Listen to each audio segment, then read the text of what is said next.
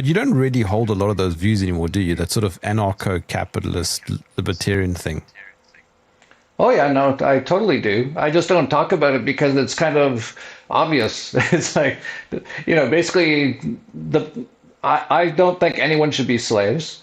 Unless they want to be, and a lot of people want to be. So I'm like, okay, you want to be a slave? Okay. Don't make me a slave. That's the unfortunate part. When they're slaves, they tend to bring other people to make them slaves as well. But you can't actually make me a slave, no matter what you do, because there's nothing you can do to control me. So even if you try, you can put me in a box, you still can't control me.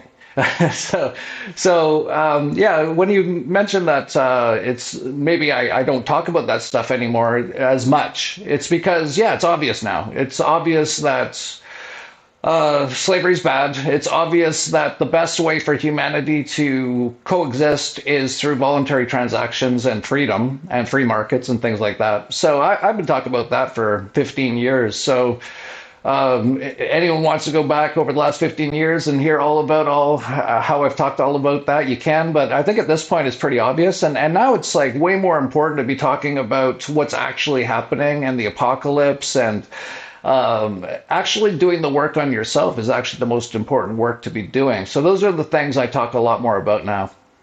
It all starts within, doesn't it? Absolutely. That's all there is.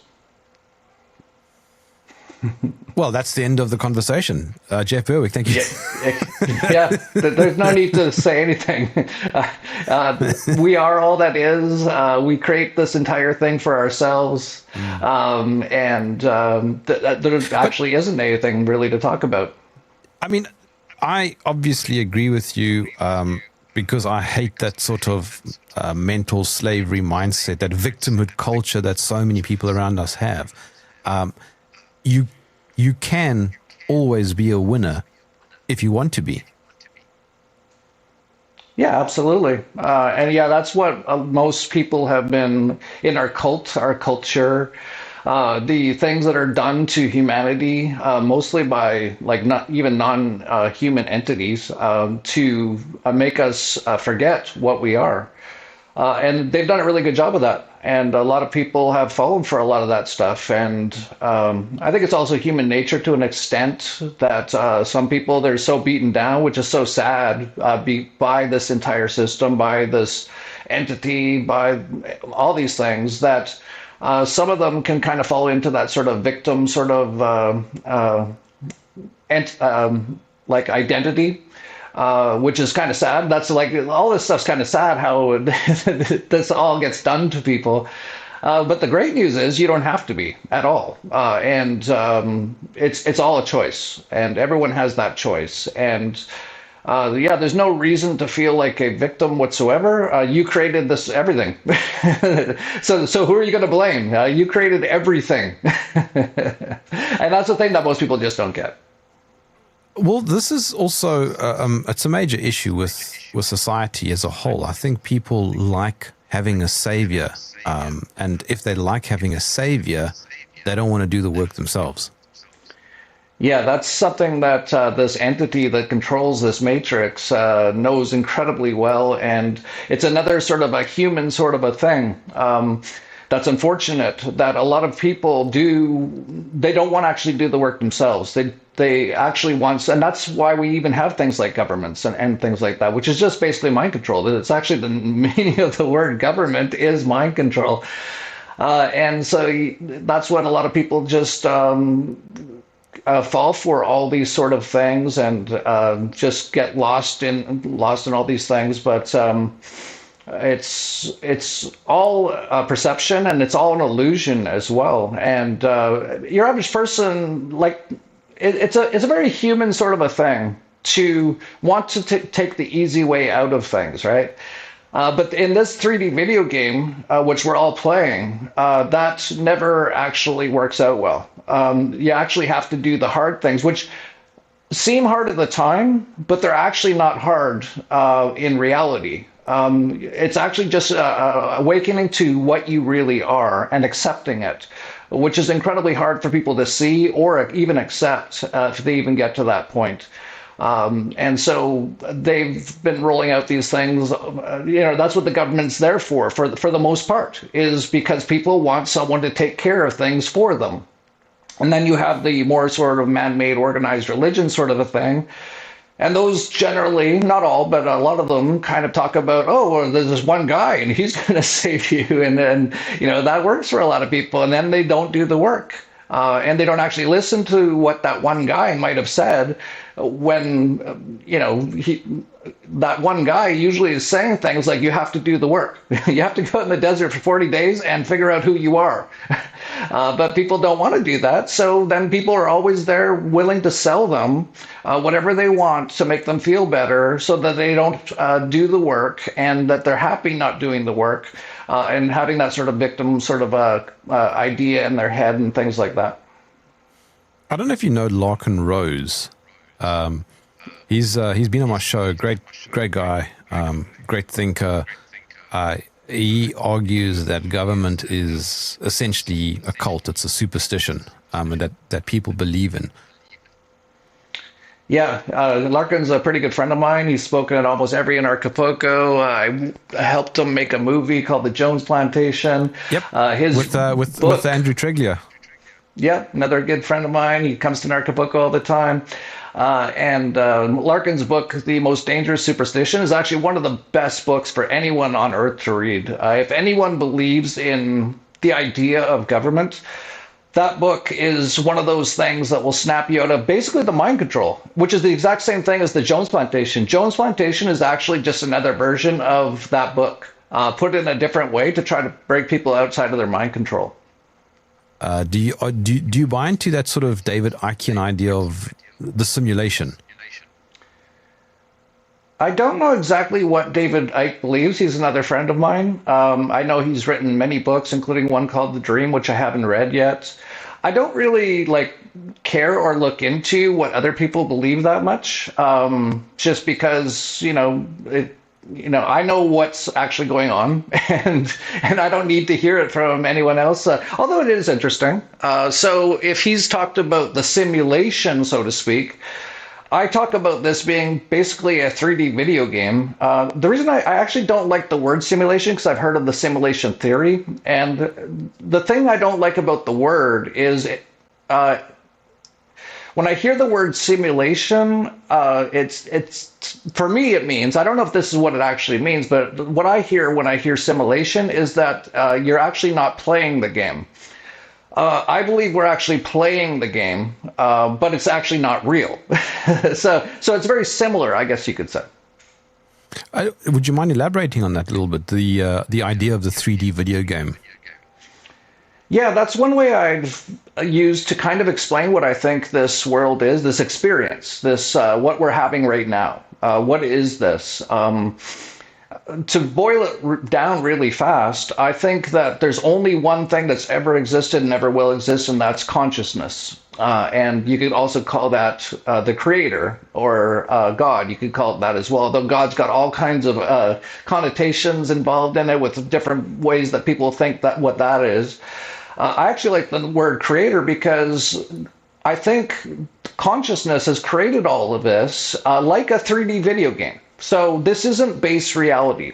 And actually, if you talk to most religious people, that's kind of what they believe as well, right? Because they say, well, we're here in this body, this physical body, and we're sinners, which is a very, very interesting way to start it off.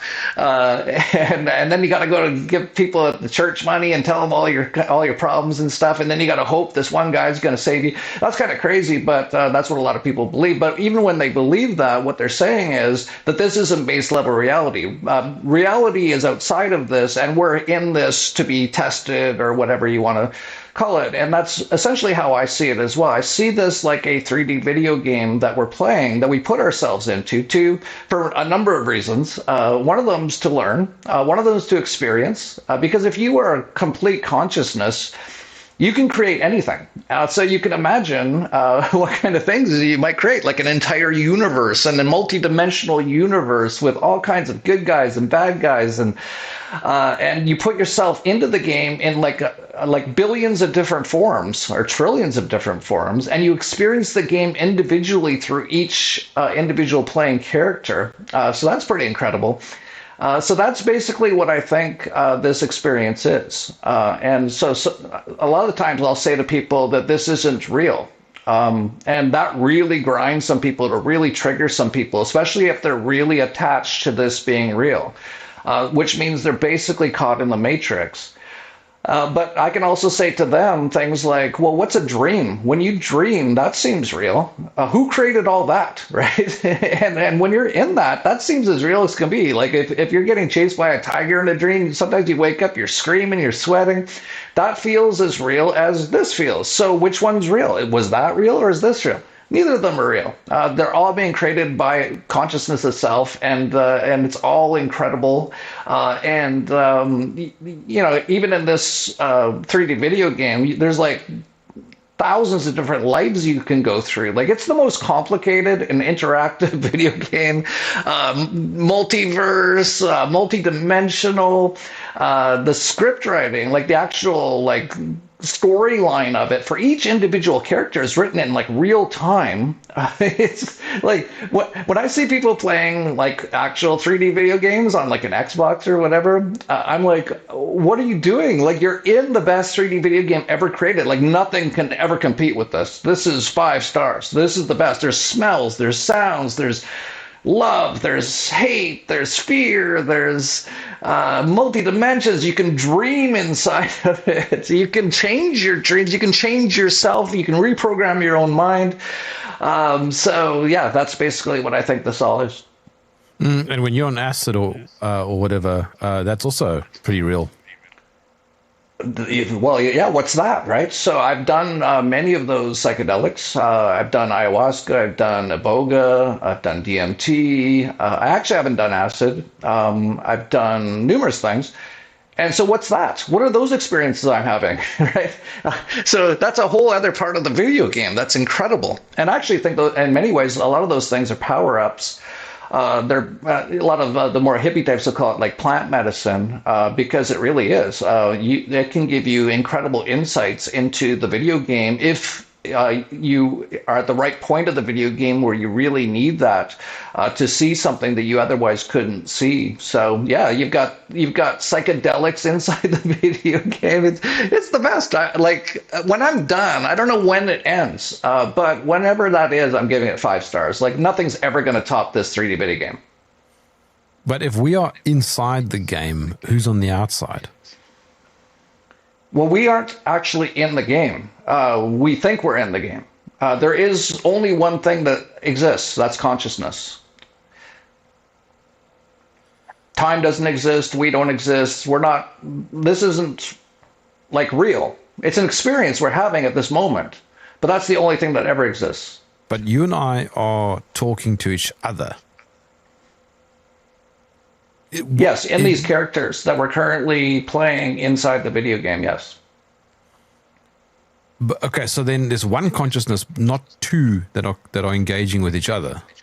Correct. It's actually one of the biggest things to actually conquer or win this video game is to conquer the mind and not let it control you, because your mind will actually stop you from wanting to actually discover who you really are. Your mind, in some ways, is your biggest enemy in the video game.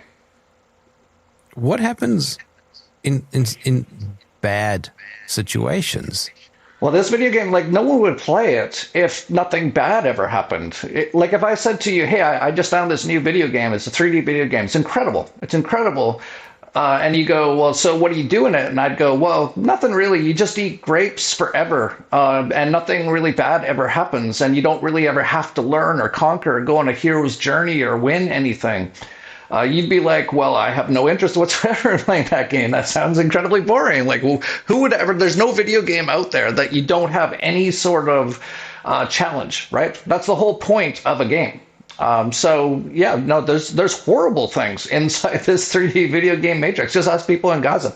There's absolutely the most evil, most horrible things you could ever imagine are inside this video game, and so are the most beautiful things. And it's all up for you, and it's all for you to find your way through it.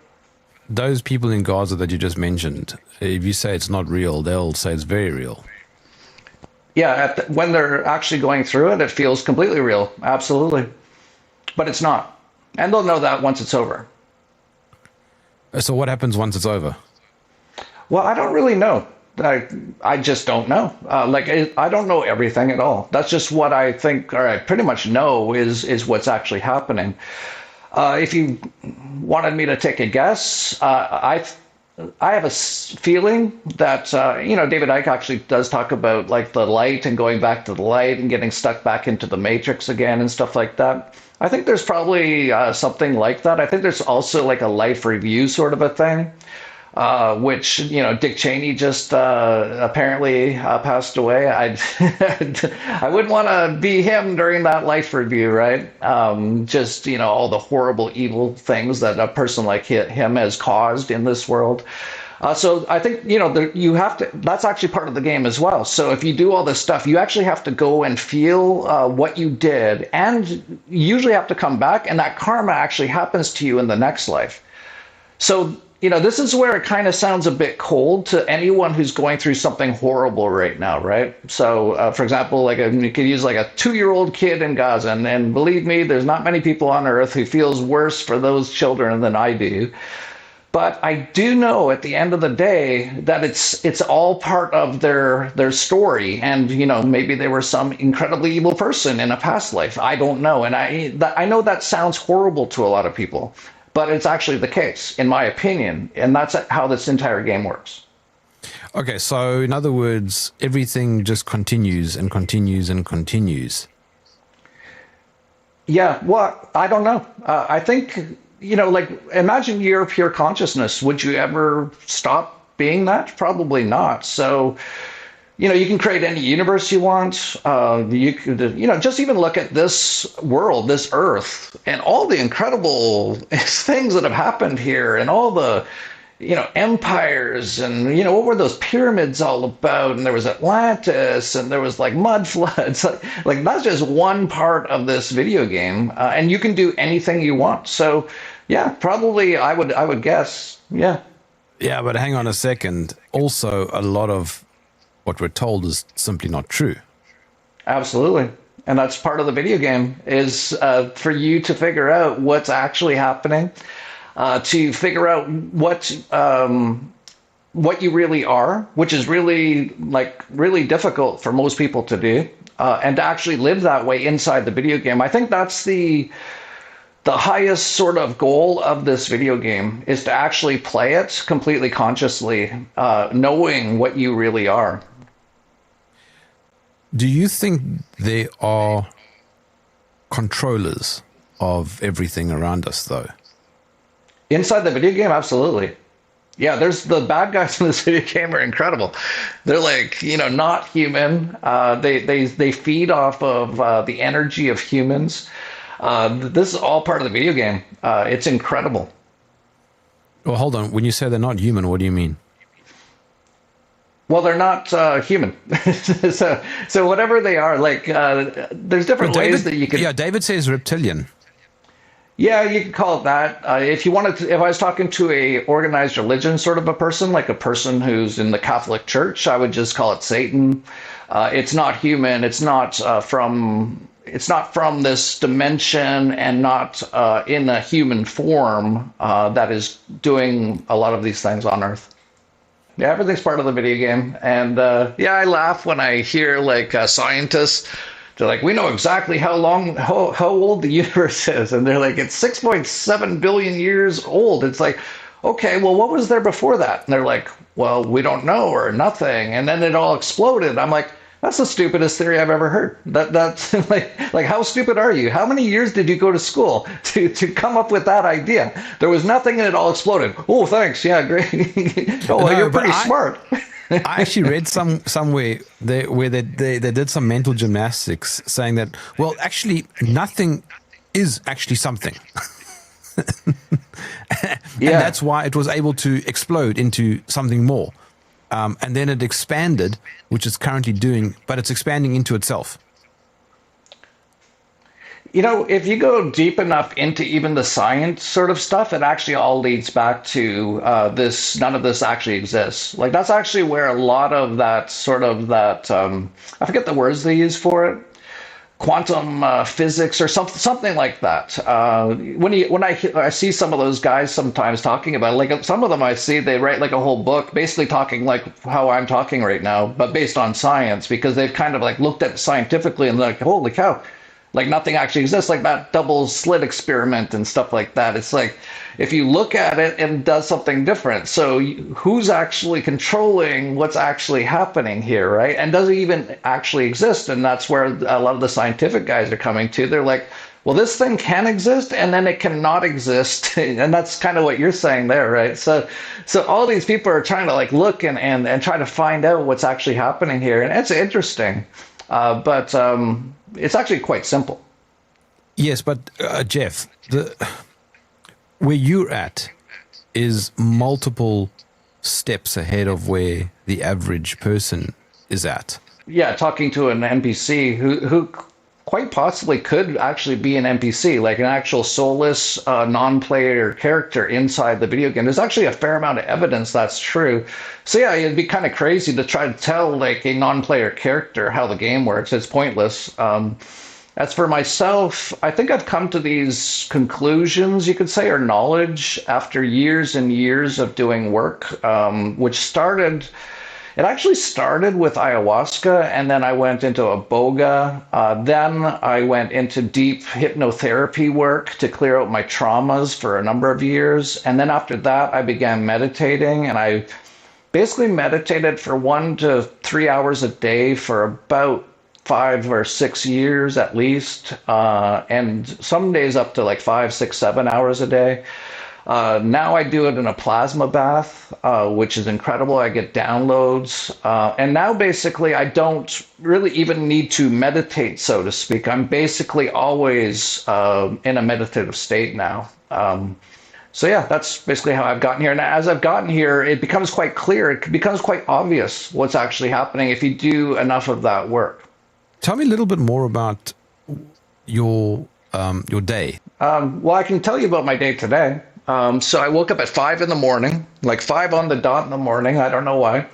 My kid, my 3-year-old, he's just turned 3, just hadn't woken up yet. So I decided to go up and, prepare for my day, get my water ready, which is my hydrogen water and all my supplemental type stuff. And then I went down to my spa and I did about an hour on the treadmill and lifting weights. Then I went in a massage chair where I usually use a brain tap hypnosis device for about half an hour and reprogram my mind, which you can totally do to make yourself whatever you want to be. And then I went and did my Tesla machine, which is a plasma device, which is incredible. It basically heals everything. It actually de-ages you. I've actually de-aged by a couple decades over the last year or so. Then I went into a steam room, and then I went into a sauna, which I have all these things in my house, by the way. And then I went into my cold plunge pool after the steam room and sauna, which is incredible. It's the best.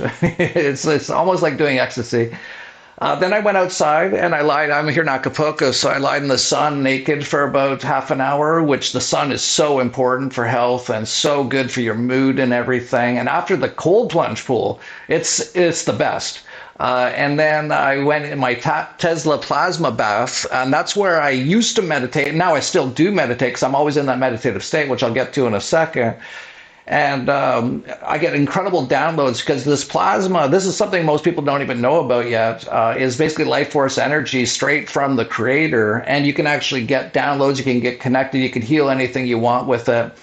Then after that, I went to my hyperbaric chamber and I fell asleep for about an hour and actually set my alarm exactly for 5 minutes before this interview. I walked up, I hugged my daughter, I kissed my wife, I turned on the camera, and now we're doing this. And yeah, you're asking about like a meditative state. Basically, a meditative state is just being completely present always, or in that moment at least, right? So I'm almost always, I can't say I'm always. I do fall out of it every now and then, but it's quite rare now. So I'm basically always present now. And most people probably don't even understand what that means because they're probably, most people are actually living in their mind. They're usually living in the past or the future. Either worrying about the past or feeling bad about the past or reliving the past because that was the good times, or thinking about the future and worrying about the future or getting excited about the future, but they're actually never present. And when you're actually present, that's the only part of this video game that's even close to real.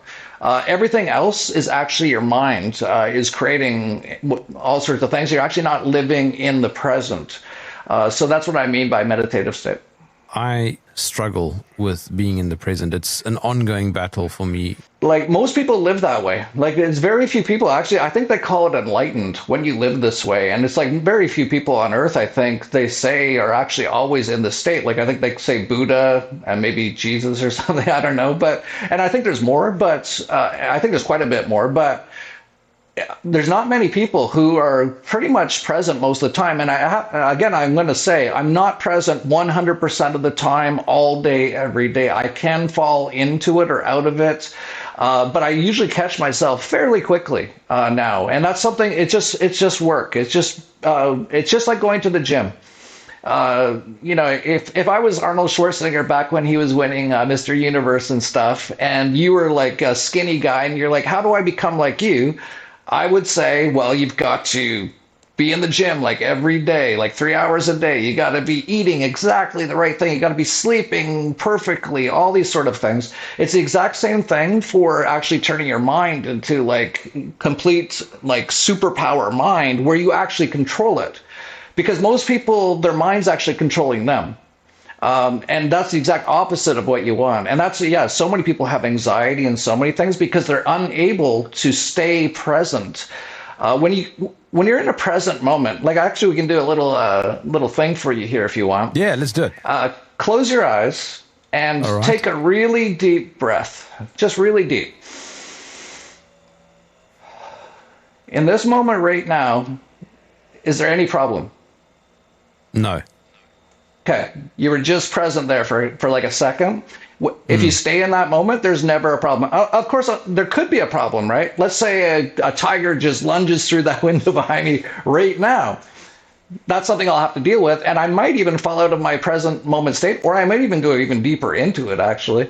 But for the most part in life, there's rarely any serious, immediate problem. But most people actually live like there's always an immediate, because of the way our culture is, all the information, the news always shouting at you, people, oh, you got to do this, you got to go to school, you got to work, you got to get your mortgage, you got to, all this sort of stuff has people rarely ever living actually presently. And when you're like that, it's very difficult. And I totally feel for you. I used to be like that myself. And I'll give you one tip. Drinking alcohol will not help you to stay present. It actually, just so you know, I drank more than anyone and probably in the history of the world almost, And it actually, what it actually does, and I've learned this myself personally, is I used to drink quite a bit because I was looking for this being present all the time sort of a thing. And after one or two drinks, my mind would stop yapping so much and I'd start to just enjoy the moment for a bit there, right? And that's actually like a meditative state. The problem is that's actually poison and it's actually lowering your vibration. And so you can actually feel even worse afterwards. And it will make it even harder for you to get into this regular present state. So as advice to you, what I would do, and it's actually not very hard. It can be hard. Like my first few years of meditating was like having the crap kicked out of me every day because I had to actually look at myself. I had to actually look at my traumas. I actually had to feel and look at everything about myself, my programs, my childhood, all these sort of things. But the main way to do it is every morning, just set aside some time, and it could be, whatever you need to do. If it takes you a few minutes to wake up or whatever it is, once you're basically awake, try to find a place you can just be by yourself and go sit and lie down. And the one thing you want to do is just watch your mind. And this is something that most people have never even tried to do. And it's the most important thing to do, because until you can actually see what your mind's doing and actually realize you're not your mind, then all these things will just continue on basically forever. So what you want to do is just sit, take a deep breath like we just did, or take a couple, and then go, okay, I'm going to see how long I go before I have a thought. And what you'll probably notice is within seconds you'll have a thought. And you might even get trapped in that thought. That thought might be, oh, don't forget tomorrow you got to go do this interview or something like that, right? And before you know it, you've been thinking, oh, and then, oh yeah, I'm interviewing that guy. And before you know it, it's been like a minute or two, you're in this thought, right? That's okay. That's all part of training. It's just like going to the gym.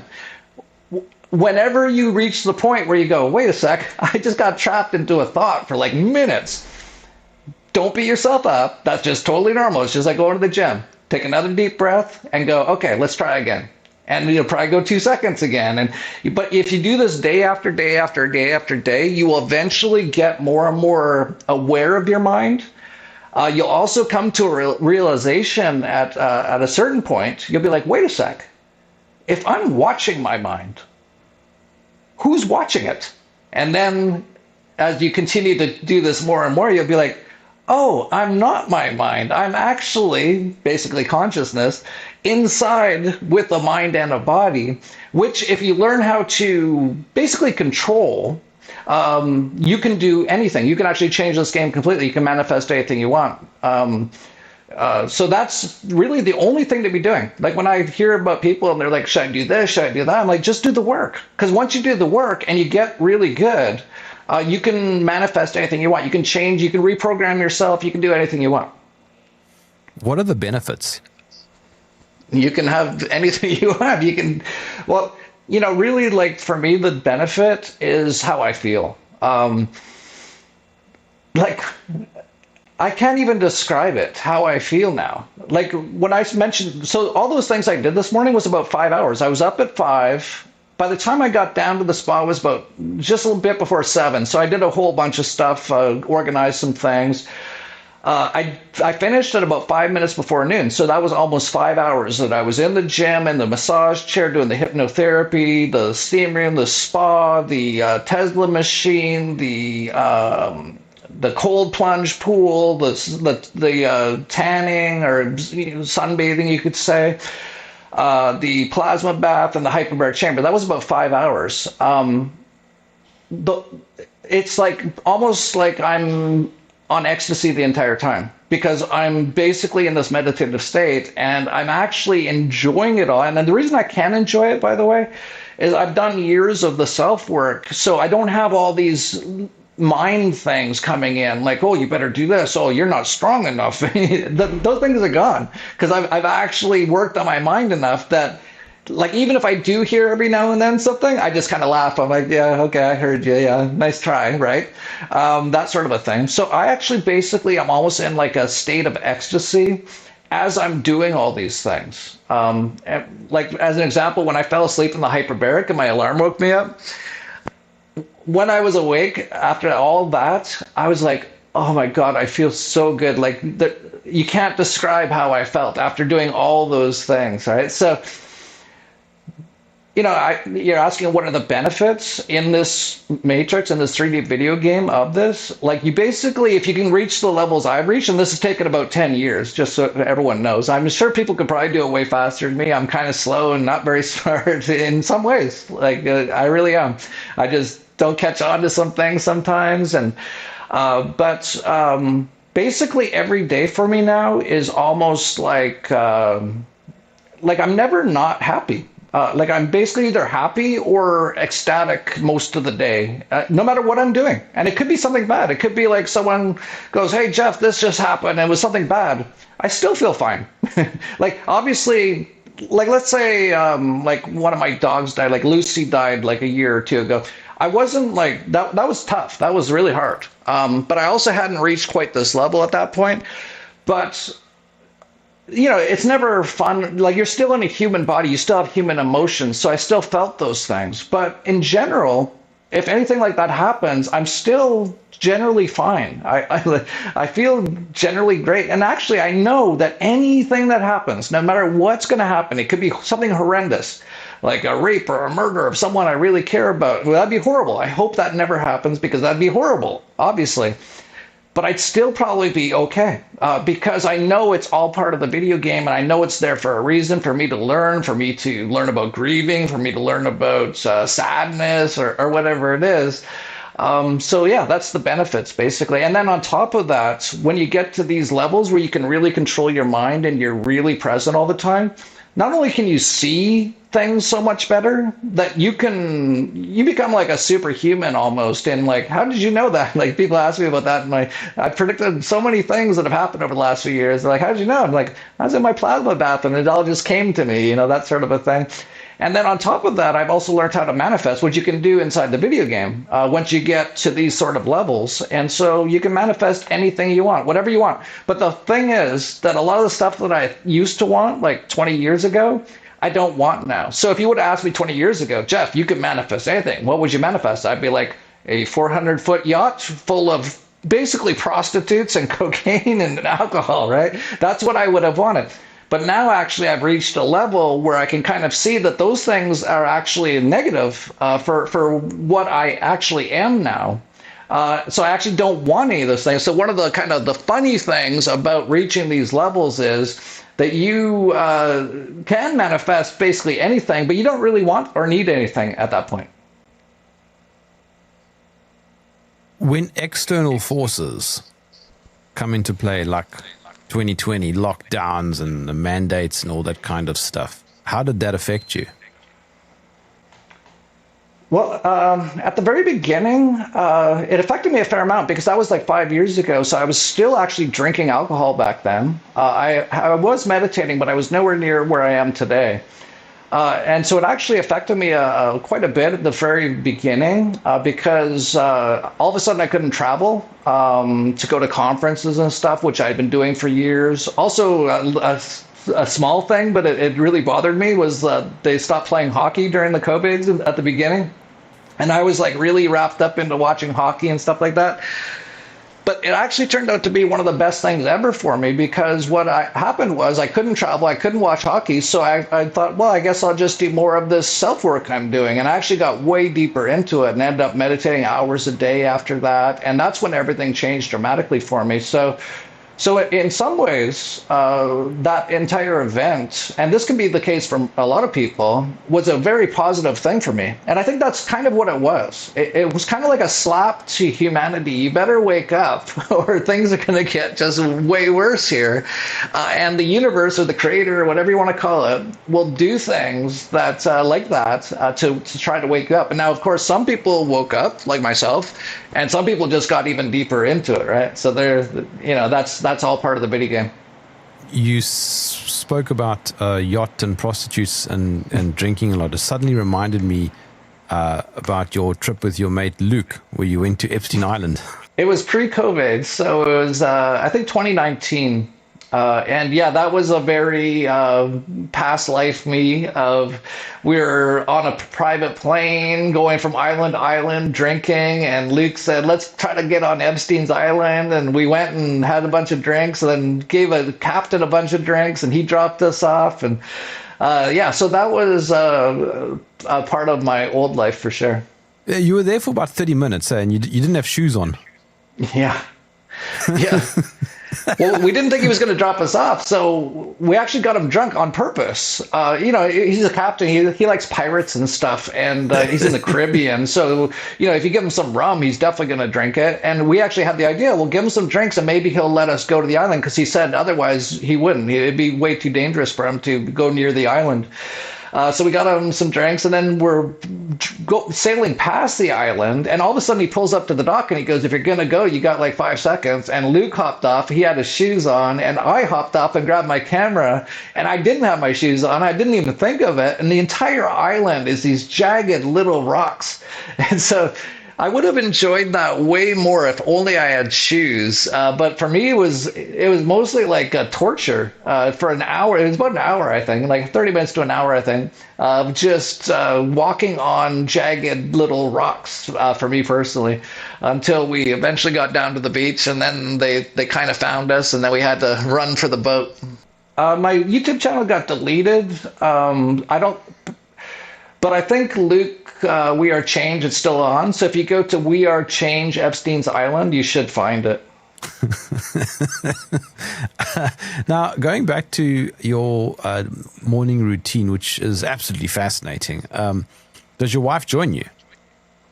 She doesn't join me exactly, but she does a lot of the same stuff. Her day usually starts with prayer and meditation out in the sun as the sun rises. Then she usually does yoga. Then she usually comes down to the gym, and by then I'm out of the gym. And then she'll work out in the gym. And then by the time she gets to the Tesla machine, I'm already done there. So she basically follows behind me on a lot of these things. So she does the sauna, she does the cold plunge pool, she does the plasma bath. But yeah, usually right behind me. So we're kind of like not together, but I see her every now and then. I say hi and stuff like that. Oh, I suppose it doesn't really matter though, does it? No, it doesn't really matter. Like basically we're both doing our own thing. And it's not like a lot of these things are like couples activities sort of a thing, right?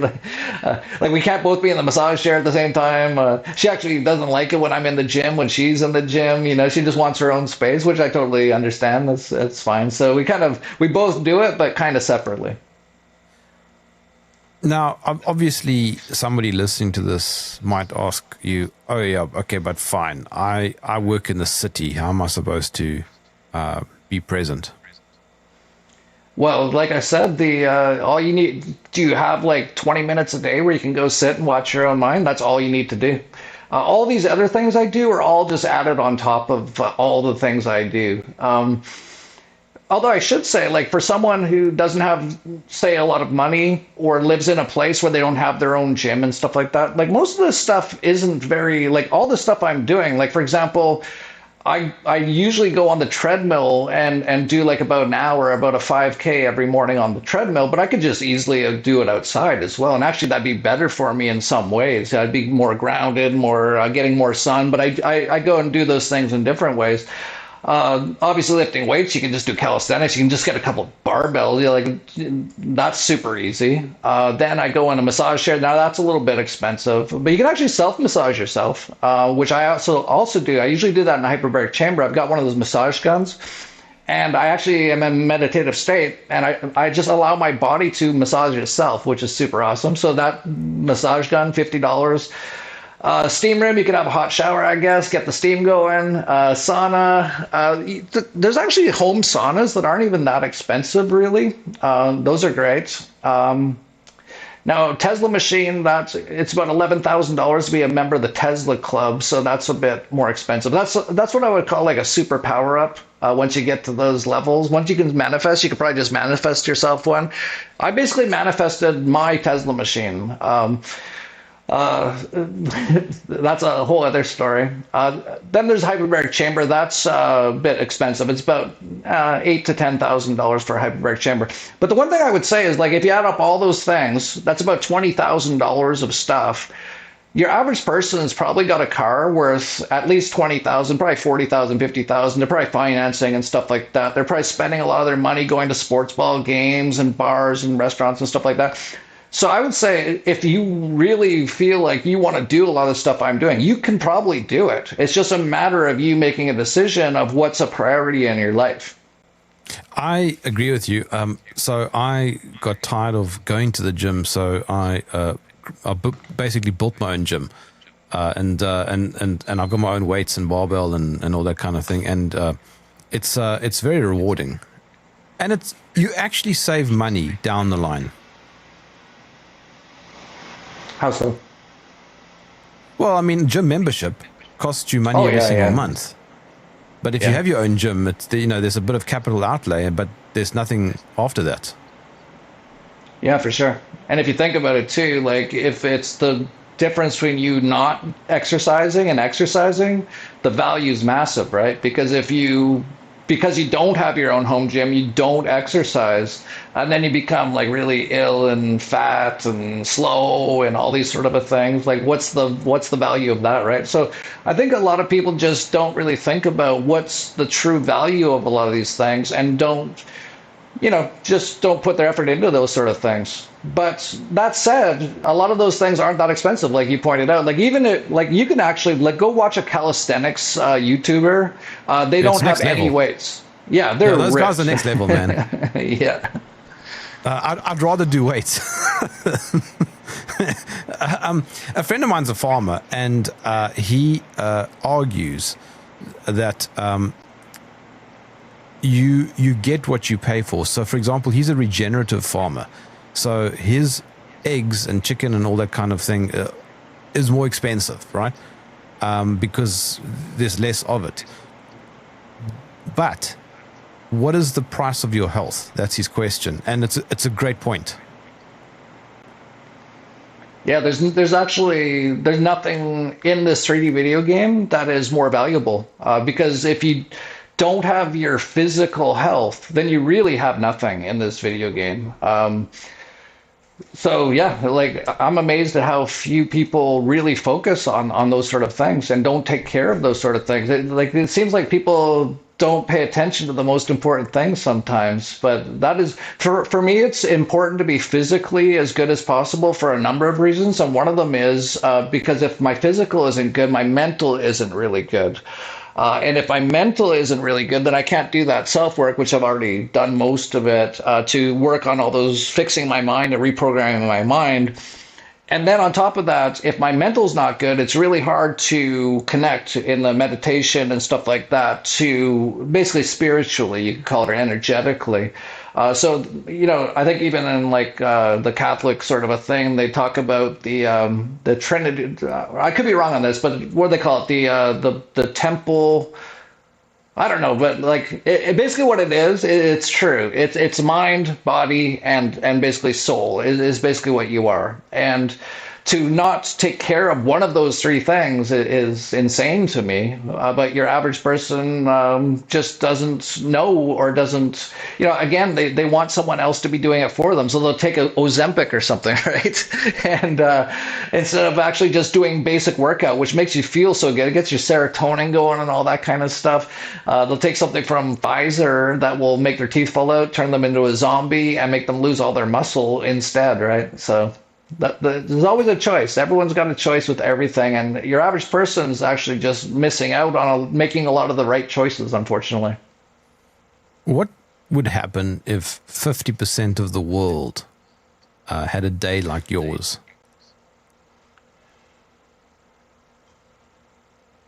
Wow, that's an interesting question. 50%, okay.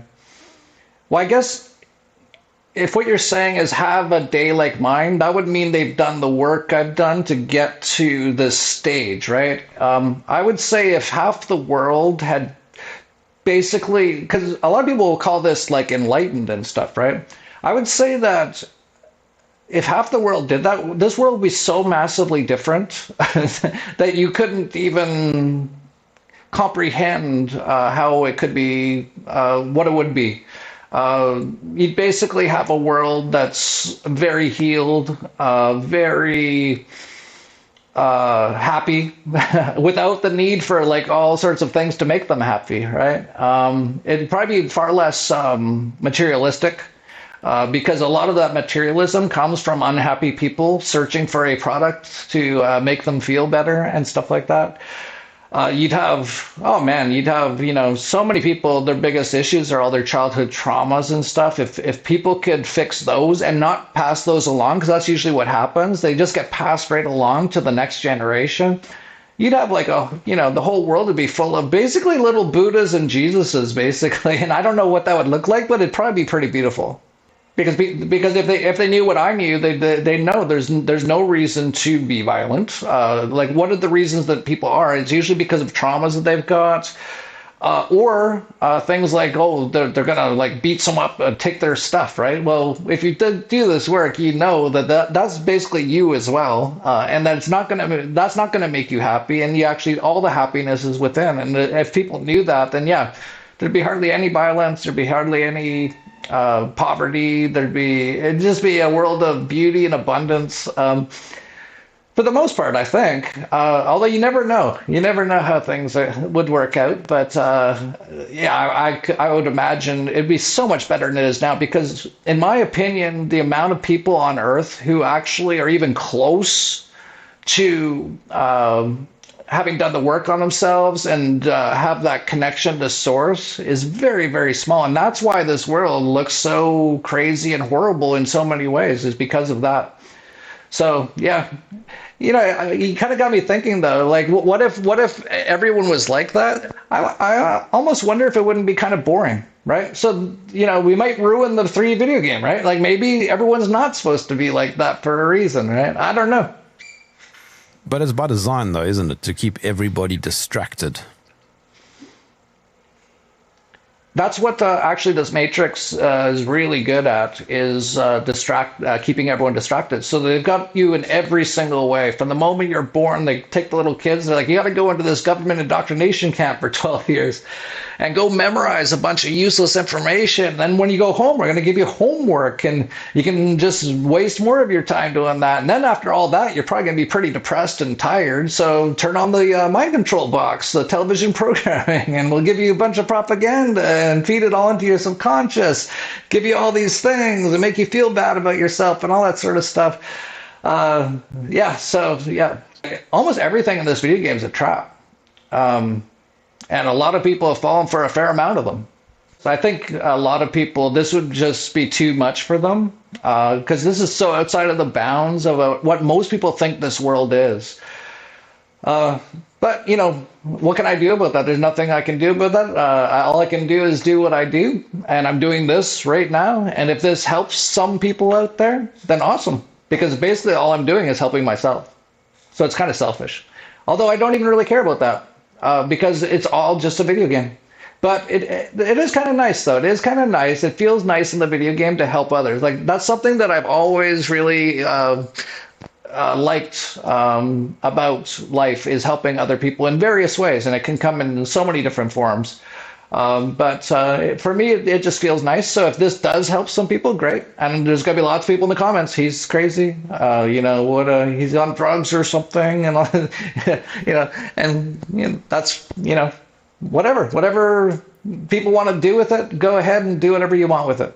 I have no attachment to the outcome. How can my audience follow you or follow your work or your thoughts or anything along those lines?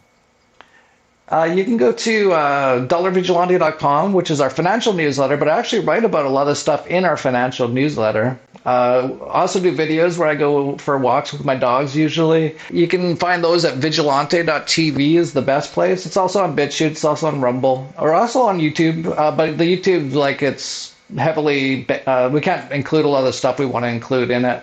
And they usually will delete a bunch of our videos and stuff like that. I guess another way is to come to our event in Acapulco, which is coming up in February 15th to the 20th in Puerto Vallarta. And there's a lot of people who are similar in mindset to what I've been talking about are all there. So if you think, all this stuff I've been talking about is really interesting, you'd like to be around people like that, that's basically what an Acapulco is. It's coming up in February. Have you been to my end of the pond? I've never been to South Africa. I've tried to go numerous times, and I've always gotten derailed along the way. I've been to Morocco. I've been to Egypt, Zimbabwe. Oh, that's quite close. Yeah, on the Zimbabwe trip, I was actually with Luke, and we were going to go to South Africa, but something happened again. This has happened to me numerous times where I just was going to go, and something happened, and I didn't end up going. So I've actually been invited by another friend who lives in Cape Town to visit, and I wouldn't mind at all. I'd like to go see South Africa, Cape Town, so maybe sometime in the next year, Creator willing. I'm in Cape Town. If you do come and stay at my house, Jeff Berwick, thank you for joining me in the trenches.